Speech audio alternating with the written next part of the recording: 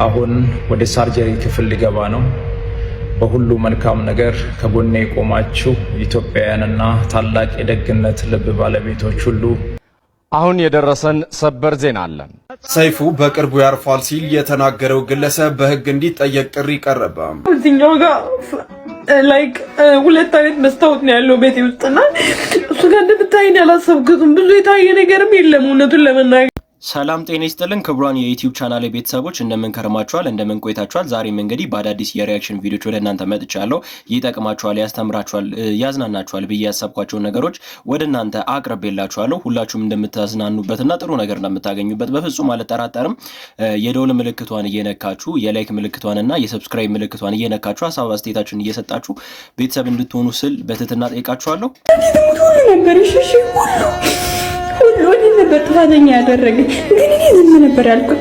ምንም ነገር አልተናገርኩም። ምንም ምላሽ አልሰጠሁም። ዝም ምን ያልኩ ይሄ ጉዳይ ከተፈጠረ 4 ወር ሆኖታል።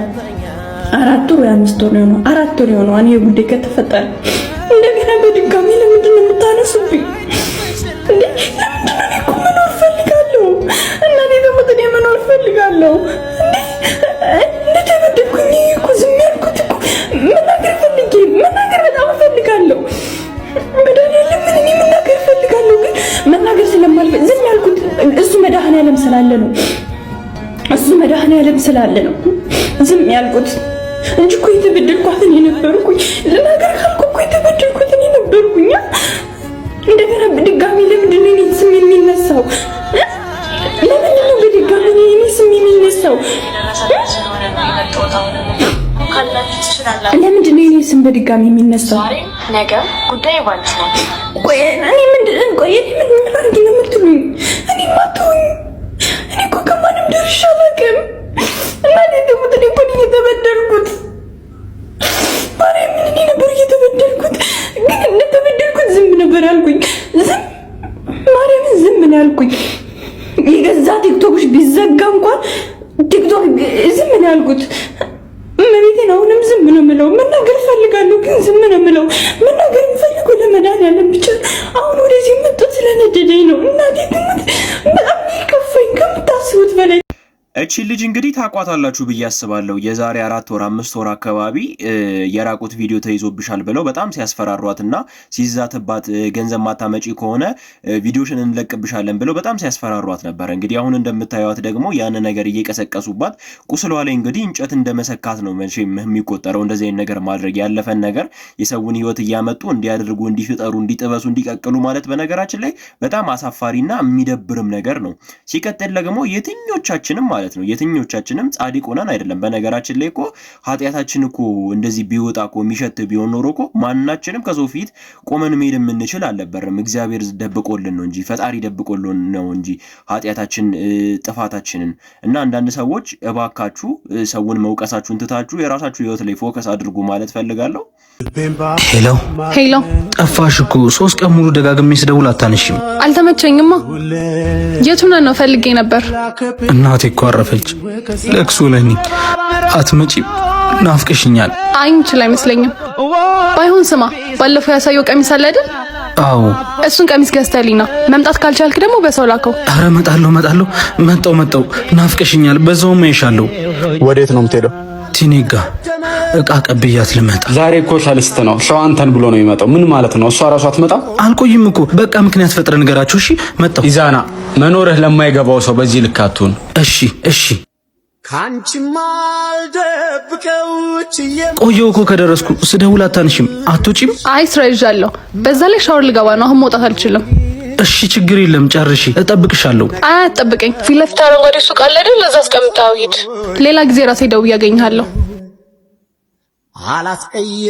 ኢዛና መኖርህ ለማይገባው ሰው በዚህ ልክ አትሁን። አንዳንድ ጊዜ ሰዎችን መተው አለብህ። ስለማትፈልጋቸው አይደለም ስለማይፈልጉ። ሽማ አቻሽን ፈልጊ ላንቺ እንደሚስማማ አንዳንድ ሰዎች በነገራችን ላይ በእንደዚህ አይነት ሪሌሽንሺፕ ውስጥ ተሳስረው ይኖራሉ። እንግዲህ እነዚህ ልጆች የሚሰሩት ቪዲዮዎች በጣም ነው የሚመቸኝ፣ በጣም ነው ማከብራቸው፣ በጣም ትልቅ ሪስፔክት አለኝ። እንግዲህ አስተውላችሁ ማየታችሁ የምታውቁ ከሆነ በጣም ብዙ ሰዎች እንደዚህ አይነት ሪሌሽንሺፕ አላቸው። ብዙ ጊዜ አይታችሁም ልታውቁ ትችላላችሁ። ኢን ላይፍም ኢን ኬዝም አጋጥሟችሁ ልታውቁ ትችላላችሁ። እና ከእንደዚህ አይነት ሰዎች ከእንደዚህ አይነት ፍቅረኛ ከእንደዚህ አይነት ትዳር ራሳችሁን በጊዜ ማራቅ የማትችሉ ከሆነ ነገሩ ስር ከሰደደና በጣም ከቆየ በኋላ በጣም ትልቅ ዋጋ ነው የሚያስከፍላችሁ። እንደምታውቁት እናታችሁ ሞታ እንደዚህ መደረግ ገንዘብ ላክልኝ እንዲያድርግልኝ እንዲሆንልኝ ማለት በጣም ከባድ ነገር ነውና ይሄ ነገር ጥሩ አይደለም። እባካችሁ መተሳሰብ አለብን። ሴቶችም ወንዶችም ይህን ነገር አስተካክሉ ማለት ፈልጋለሁ። በዚህ ቪዲዮ ላይ እስቲ ሐሳብ አስተያየት ካላችሁ እንድትሰጡኝ ፈልጋለሁ። ስማ ሰይፉ ፋንታውን ለኦሮሞ ልጆች ያለውን ጥላቻ ግን አንድ ቀን አስባችሁ ታውቃላችሁ? ጅማዎችን አንድ ቀን አቅርበው ያውቃል? የጅማ ልጆችን ያጋሩ ልጆችን አንተ ብቻ ምንም ነገር ተናግሬ ቫይራል ይውጣልኝ ብለህ እንደምትቀባጠር አውቃለሁኝ። ነገር ግን በተናገርከው ነገር ከተለያየ አካባቢ ጫና ሲበዛብህ ሮጠ ኦሮሞነት ስር ለመደበቅ እየሞከርክ እንደሆነ ሁሉም ሰው ይገባዋል። ኦሮሞ ደግሞ በእንዳንተ አይነት ባለጌና ጋጠወጥ ሊወከል አይችልም። ሰይፉ ፋንታውን ሰዎችን በስራቸው እንጂ በብሔራቸው የሚለይ እንዳንተ በገሪባ ያበደ መንደርተኛ አይደለም። እና ይሄ ልጅ እየተናገረ ያለው ነገር ከኢትዮጵያዊነት ስርዓት ያፈነገጠ ስለሆነ በአካባቢው ያላችሁ የህግ አካላቶች ይሄ ልጅ ቁጥጥር ስር እንድታውሉት ብዬ እጠይቃችኋለሁ። ይሄ ቪዲዮ ብዙ ሰው ጋር እንዲደርስ ኮፒ ሊንክ ሼር ማድረግ ነው።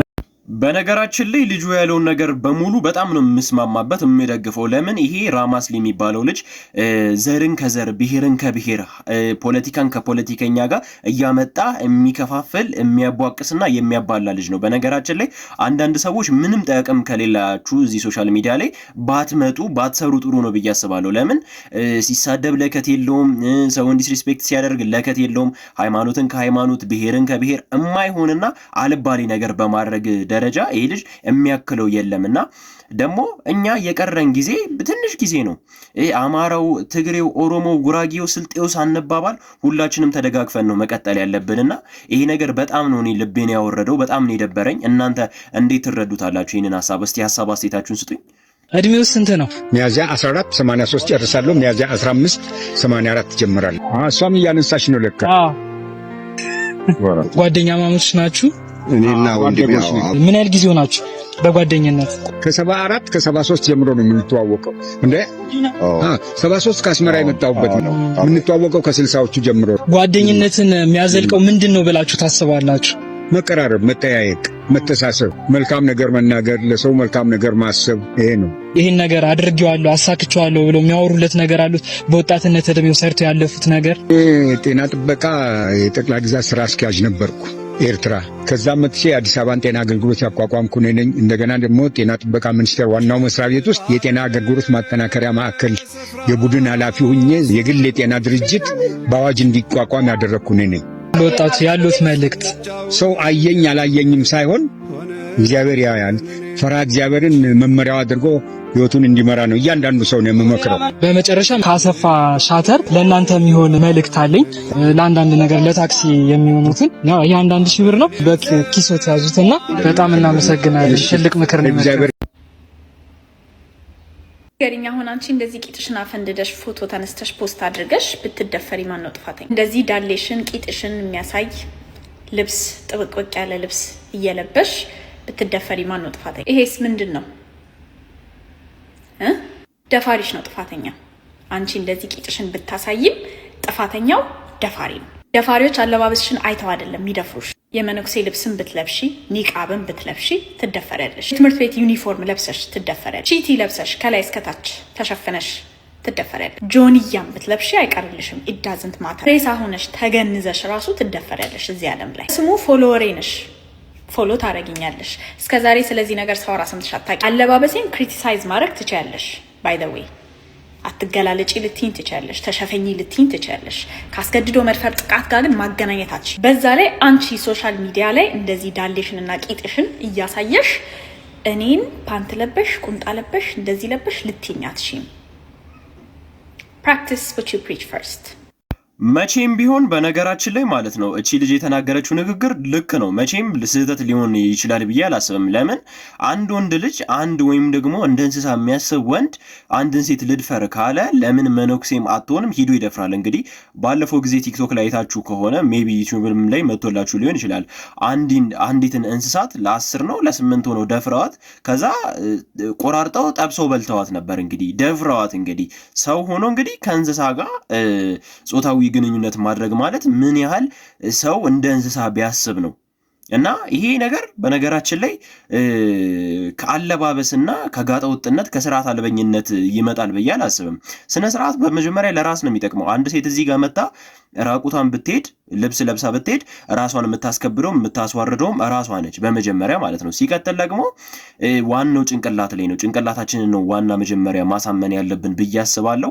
እናንተ ምን ታስባላችሁ? ሀሳብ አስተያየታችሁንም እየሰጣችሁኝ ሰብስክራይብ እየነካችሁ የደወል ምልክቷን እየነካችሁ ላይክም ደግሞ እያደረጋችሁ ሀሳብ አስተያየታችሁን እየሰጣችሁን ወደ ቀጣይ ቪዲዮ እናልፋለን። እዚህኛው ጋር ላይክ 2 አይነት መስታወት ነው ያለው ቤቴ ውስጥና እሱ ጋር እንደምታይኝ ያላሰብኩትም ብዙ የታየ ነገርም የለም እውነቱን ለመናገር ግን በእናታችሁ በቃ ተውኝ። እኔ በጣም ነው የምር በጣም ነው ያዘንኩት። እኔ ደግሞ እንደዛ ሰነፍ ልጅ አይደለሁኝም።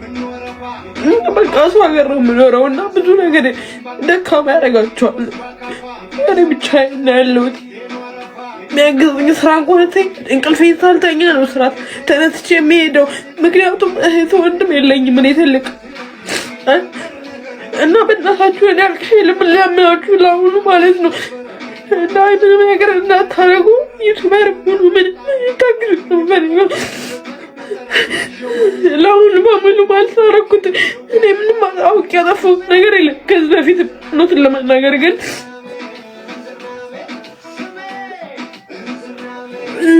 አሁን ለምናችሁም የሆነ ልጅም አለ ወላሂ እኔ ፖስት አደርገዋለሁ እያለ ቴክስት የሚያደርግልኝ ማለት ነው። ስሙ ሁሉ አለኝ ቢጨንቀኝ እንኳን ለሄለን ለምትባለው ልጅ እንኳን ልኬላታለሁ ለሄለን ማለት ነው። እና ፕሊዝ በእናታችሁ የምረኔ በጣም ነው ያሳዘነችኝ። በጣም ነው ልቤን የነካችው። እንግዲህ ታቋታላችሁ ሳሮንን። እንግዲህ ሳሮን ሽሮ በሚባለው እንግዲህ የምትታወቀው አሁን እንግዲህ ቱርክ ነው የምትኖረው። ብዙ ጊዜ ማክስን የምታደርገው አስተውላችኋት የምታውቁ ከሆነ አይ ቲንክ አንዷ ጥርሱ ወልቆባታል የሚባል መረጃ ነበር እንግዲህ የደረሰን። አሁን ልብሷን ስትቀይር እንግዲህ 2 መስታወት አለ ቤት ውስጥ። አይ ቲንክ ላይቭ ላይ ነበረች እና ታይቶባት ነው እንግዲህ እንደዚህ እያለቀሰች ያለችው እና ቪዲዮውን ደግሞ እንለቅሽብሻለን ብለው ነው እያስፈራሯት የነበሩት እና እኔ ግን አንዳንድ ሰው ይሄንን ነገር ግን እንዴት ትመለከቱታላችሁ? እህታችሁ ብትሆን ሚስታችሁ ብትሆን ሜቢ ደግሞ እናታችሁ ብትሆንና እንደዚህ ብታለቅስ ጉዷ በአደባባይ ላይ ሊዘረገፍባት ነው ቢባል ምን አይነት ስሜት ይሰማችኋል? የእናንተስ ነገር የእናንተስ ጉድ ፈጣሪ ይዞላችሁ ነው እንጂ እኮ ማለት ነው። እኛም እኮ ኃጢአታችንና ጉዳችን ገበናችን እኮ በአደባባይ ላይ ቢወጣና ቢለቀቅብን እኮ ይሸታል። ከመሽተት እኮ ያለፈ ነው ይሄ ነገር። እባካችሁ ሰውን እንደዚህ የምታስፈራሩ የምታሳቀቁ ነግበኔ ብላችሁ ማሰብ አለባችሁ። እህታችን በጣም ነው የምታሳዝነው። እኔ በጣም ነው ልቤን የነካችሁ የምር ነው የምላችሁ እና በጣም ነው የሚያሳዝነው እና ሀሳብ አስተያየታችሁን እየሰጣችሁኝ ወደ ቀጣይ ቪዲዮ እናልፋለን። እሷ የኔ እህት ብትሆን ኖሮ ጥርስን ነበር ማረግፈል። ሴቶች በምታገቡበት ቀን ማለት ነው የምታገቡት ሰው ባላችሁ ማለት ነው በቤተሰባችሁ ፊት እንደዚህ አይነት ድርጊት ቢያደርግ ምንድን ነው የምታደርጉት? ወንዶችስ ይሄ ድርጊት ተገቢ ነው ወይ ብላችሁ ታስባላችሁ? ኮሜንት ላይ አስቀምጡልኝ። አካውንቴ ስለተመታ ኮፒ ሊንክ ብታደርጉልኝ ደስ ይለኛል። ቪዲዮን ላሳያችሁ። ኳስ እያየ ነው ወንበሩ ላይ ተቀምጦ ማለት ነው። እሷ ልታስጥለው እየሞከረች ነው። አፍራለች፣ ተሸማቃለች። ቤተሰቦቿ አሉ፣ እንግዶች አሉ፣ ያዩዋት ነው። ይኸውልህ ተገቢ ነው ወይ ነው እንደዚህ አይነት ነገር? ምሮ የምታደርጉት እናንተ ብትሆኑ ሴቶች፣ ወንዶች ምሮ የምታደርጉት የእሷ ወንድም ብትሆኑ ምሮ የምታደርጉት? እኔ የእሷ ወንድም ብሆን እንዲህ ስታደርግ ባይ ማለት ነው ተነስቼ ጥርስን ነበር ማረግፍል።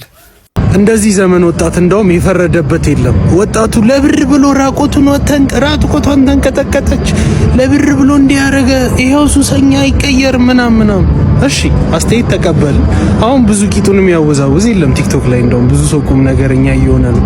ስለዚህ ከኛ በላይ ያላችሁት ደግሞ ትልልቅ የምትባሉ ታዋቂያን አረጋውያን ምናምን አረጋውያናችሁን ያዙ። እንደዚህ ዛሬ የሚከፈተው በር ዛሬ የሚሰራው በሞተ ሰው ላይ የሚሰራው ገንዘብ ነገ ከነገ ወዲያ ለቅሶ ቤት ታፕታፕ ማለት ሊያስጀምሩ ነው እነዚህ ሰዎች። ቀብር ፕሮግራም ምናምን በቃ ላይቭ ምናምን ሬሳ ላይቭ ምናምን ማሳየት ሊጀምሩ ነው።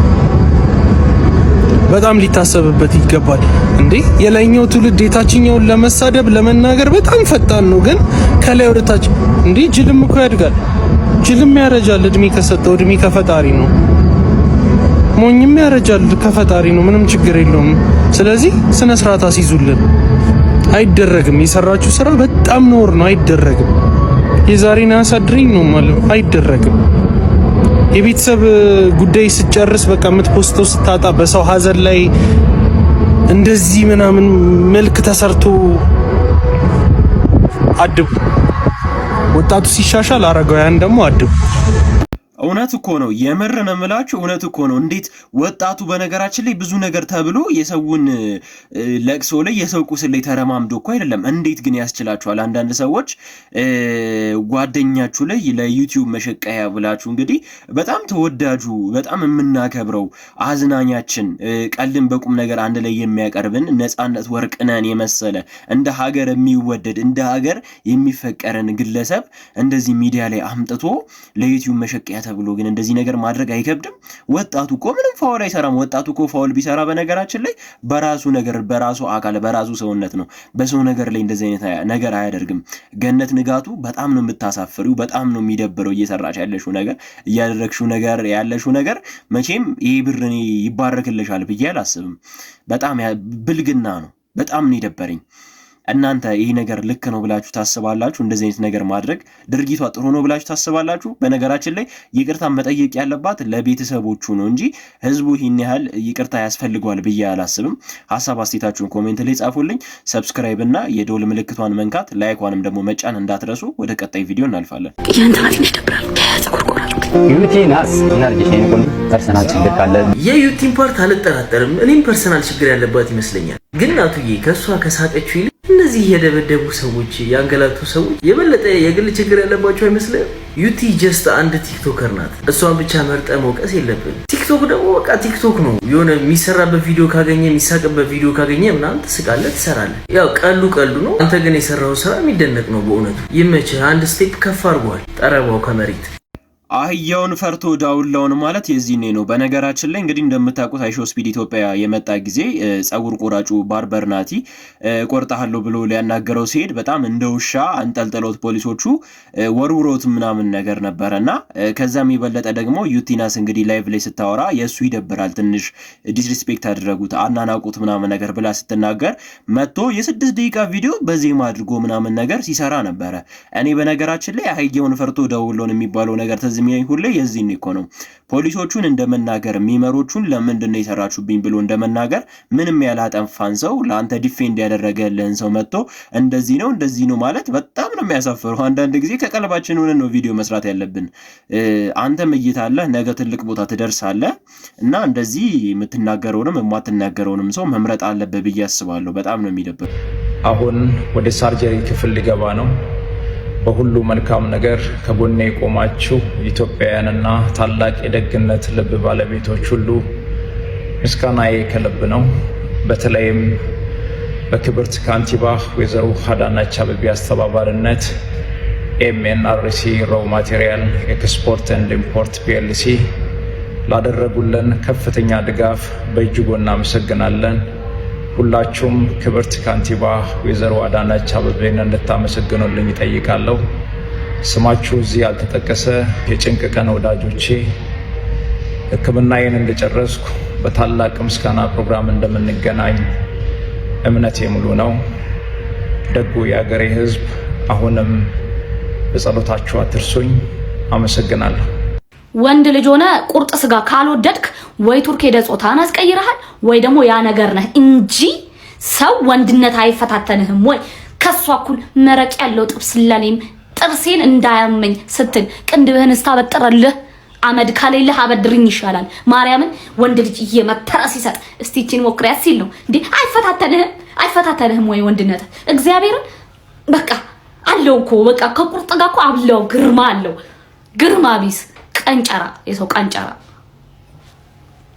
እኔ ግን አንዳንድ ጊዜ ለሁሉም ነገር ግን እናቃለን ብዬ እኔ ትክክልኝ ብዬ አስቤ አላቅም። ግን እቺ ልጅ ግን እዚህ ጋር የተናገረችው ንግግር በጣም ነው የሚደብረው። ልክም ደግሞ ሆነች ብዬ አላስብም።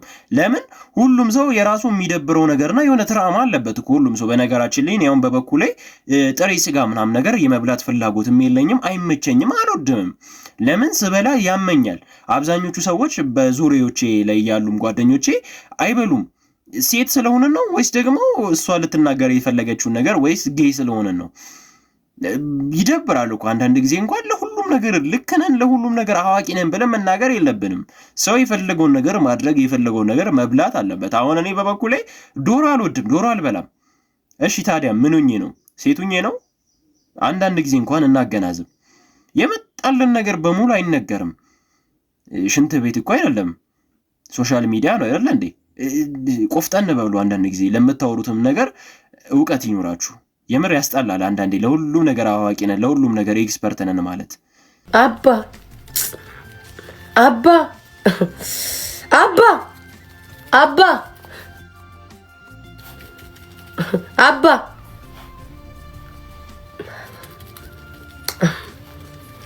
አልጀመርኩም ጋይስ። ቆይ ለነገር አፌናሹ አባ እኔ የምለው ፍቅረኛ ስትሆኑ መከራ፣ ፍቅረኛ ስትሆኑ መከራ። እዚህ ቲክቶክ ላይ ትመጡና ይሄን ማህበረሰብ አላስቀምጥ አላስቆም ትላላችሁ። ስትለያዩ ደግሞ መከራ። አሁን አንቺ ላያችን ላይ ሙሉ ስክሪፕት ነው የሰራሽው። በህይወቴ ዘመን እንደዚህ አይነት ፍቅር አይቻል አቅ ሰው ያፈቅራል፣ አዎ ያፈቅራል፣ ይፈቃቀራል፣ አዎ ይፈቃቀራል። ያንቺ የተለየ ነው። የትኛው ደራሲ ነው አቀናብሮ ይሰጥ? አባዬ ስላንተ አውርቼ አልጨርስም። ቺት ቢያረግም አሁን ይሄንን ቃሌ ነው ስሙ። በቸርች በምናምን በቤተ ክርስቲያን ምናምን ተደርጎ ታጅበው ይታረቃሉ። ከዛኛን እንትን ይሉናል። ታርቀው መጡ ምናምን ምቀኛ እንባላለን። ግን ያኔም ሲታረቁ አብረን እናጨበጭባለን። በነገራችን ላይ ማለት ነው ሁሉ ነገራችሁን አደባባይ ላይ አትውጡ። ለየትኛውም ነገር አትናገሩ፣ አታጋሩ። አንዳንዱ የበለውንም የጠጣውንም የፈሰውንም ካላጋራ ነው ይላል። በጣም እኮ ነው የሚደብረው። እኔ በማልመጥ ደረጃ ደግሞ ቤታዮን የሚያክላት አለ ብዬ አላስብም። እንግዲህ ሜሎስና ኤልዳና ታቋታላችሁ፣ እሱንም ታቁታላችሁ። ሊጋቡ ደርሰው ሽምግልና ምናምን ነገር ተልኮ ነበረ እና አሁን ደግሞ ያሉበት ደረጃ ጥሩ እንዳልሆነና ሙሉ መረጃውን ደግሞ እስቲ ሌላ ይሰራልን ሰው አለ። እሱንም እስቲ በደንብ እንየው። የኔ አባት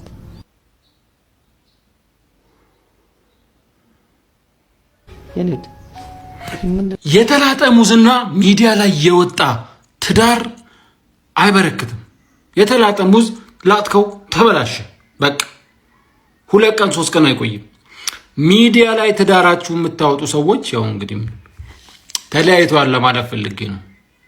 ያ ሁሉ አባዬ ማሚዬ ተለያይተዋል፣ ቆይተዋል ከተለያዩ። እውነቱን ልንገራችሁ እንግዲህ እንደሰማችሁት ነው። ሜሎስና ኤልዳና እንግዲህ ተለያይተዋል። እንግዲህ ሁሉ ነገራችሁን እንግዲህ አደባባይ ላይ ባለማውጣት የየበኩላችሁን ኃላፊነት ተወጡ ማለት ፈልጋለሁ።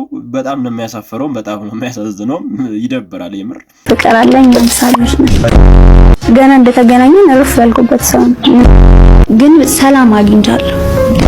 እናገረውን ቃሌን ያውቃል፣ አንደርስታንድ የሚያደርግ ሰው ነው፣ የሚገርም ሰው ነው። ከዛ በዘለለ ግን በጣም ይፍቅር ሰው ነው እና የመጀመሪያ ጊዜ ስንገናኝ ውስጥሽ የምትፈልጊው አይነት ሰው አለ። በቃ እንደዚህ አይነት ሰው ቢሆን ብለሽ የምትመኘው አይነት ሰው አለ። በቃልም አትናገሪ። ከዛ ልቤ ልትወጣ የምርሽ እንዴት ነው ማገኘው አሁን? ከዛ ግን ስንገናኝ ሲያወራኝ በስማ እንዲና እንዲነካ በርግጥ ይሄ ነገሩ አልልሽም፣ ግን በቃ ስንገናኝ ቦታው ላይ ነው የገባው እና ይሄ ረጅም ጊዜ የማውቀው አይነት ፊሊንግ ነበረ። ግን የሆነ ከልጅነት ጀምሮ የምታውቂው ይመስልሻል? በአንድ ጊዜ ግንኙነት፣ በአንድ ጊዜ የአይን እይታ ምንም በቃ ከምንም የጎደለ ሰው አይደለም። ፍቅር የማያልቅ መሰጠት ነው። ፍቅር ሲሆን ግን በቃ ፍቅር ነው ብዬ ነው የማስበው። የኔ አባት ቻሉት። እንደዚህ ግን ይቻላል ወገን፣ እንደዚህ ግን ይቻላል መፍጠን። እንደዚህ በአንድ አመት ውስጥ እንግዲህ ከ2 ከ3 ሰው ጋር ሪሌሽንሺፕ ውስጥ መግባት ተገቢ ነው። ግን አንዳንድ ጊዜ ለሁሉም ነገር ሚዲያ ላይ መውጣት እኔ አይመቸኝም፣ በበኩሌ አይመቸኝም፣ ጥሩ አይደለም። የኔ አመለካከት ነው። በነገራችን ላይ ይሄ ነገር ልክ ነው። እስቲ የእናንተን አስተያየት ሀሳባችሁን እስቲ ስጡኝ። እንደዚህ መፍጠን መቅለብለብም ጥሩ ነው ብላችሁ ታስባላችሁ? እንግዲህ ተለያይተዋል። እንግዲህ አሁን ቀጣይ ደግሞ ማን እንደሚሆን እንግዲህ ዊ ዊል ሴት። እስቲ ሀሳብ አስተያየታችሁን ኮሜንት ላይ ጻፉልኝ። ውድ የዩቲዩብ ቻናሌ ቤተሰቦች ዛሬ እንግዲህ ለእናንተ ያዘጋጀውላችሁ ቪዲዮዎች ይህንን ይመስሉ ነበር። አሪፍ ነገር እንዳገኛችሁበትና እንደተጠቀማችሁበት በፍጹም አልጠራጠርም። ሁልጊዜ እንደዚህ አይነት ቪዲዮ እንዲደርሳችሁ የደወል ምልክቷን እየነካችሁ ሰብስክራይብም ደግሞ እየነካችሁና እየነካችሁ ቤተሰብ እየሆናችሁ ሀሳብ አስተያየታችሁን እየሰጣችሁኝ ፍቅራችሁ እንድትገልጹልኝ ስል በትህትና ጠይቃችኋለሁ። በቀጣይ ቀን እስከምንገናኝ መልካም ቀን ይሁንላችሁ።